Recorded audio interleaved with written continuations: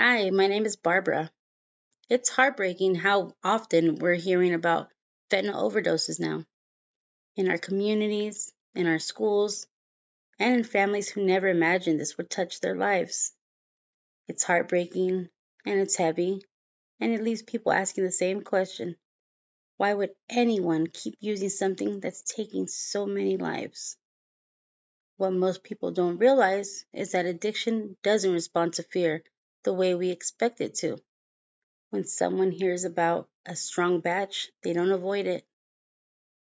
They go for it because they see it as the stronger batch, the one that proved too strong for someone else. That reaction seems confusing from the outside, but it makes sense once you understand what addiction does to the brain. Today, I'm explaining why high risk drugs, including fentanyl, stay in such high demand even when people know the risks.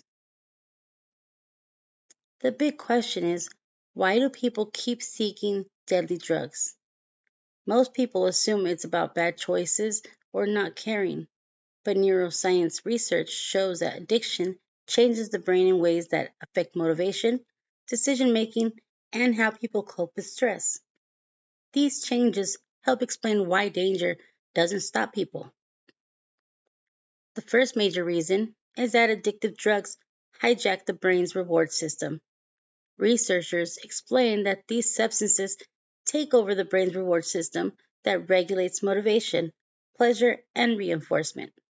When this system gets overstimulated again and again, the brain reduces natural dopamine. That means the person no longer feels normal without the drug. At that point, the drug isn't about getting high anymore. It becomes something the brain believes it needs just to function normally. This is why deadly drugs stay in demand. The person isn't chasing pleasure, they're trying to feel normal. Their brain has been rewired to depend on the substance. So even when they see overdoses around them, their brain is still pushing them toward the drug.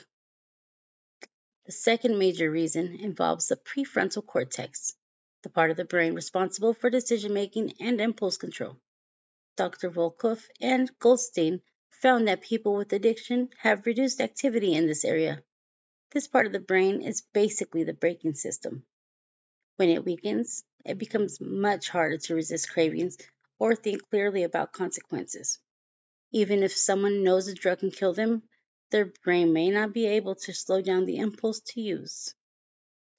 This is why quitting cold turkey is unrealistic for many people. Their brain's control center isn't functioning the same way as someone who isn't addicted.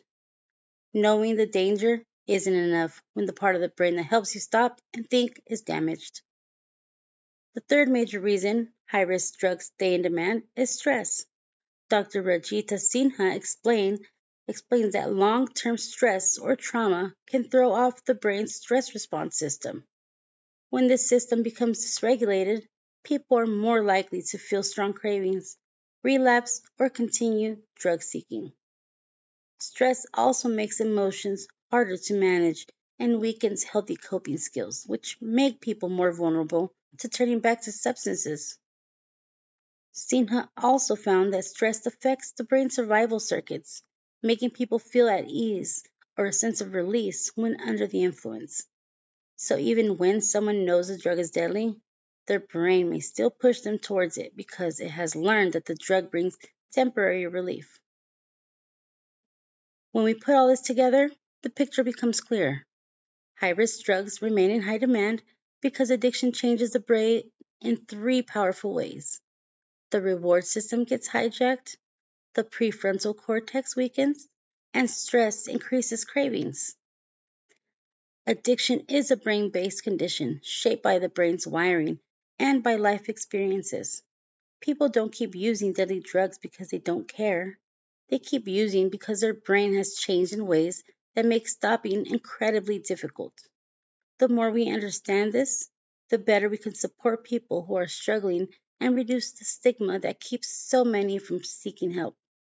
Thank you.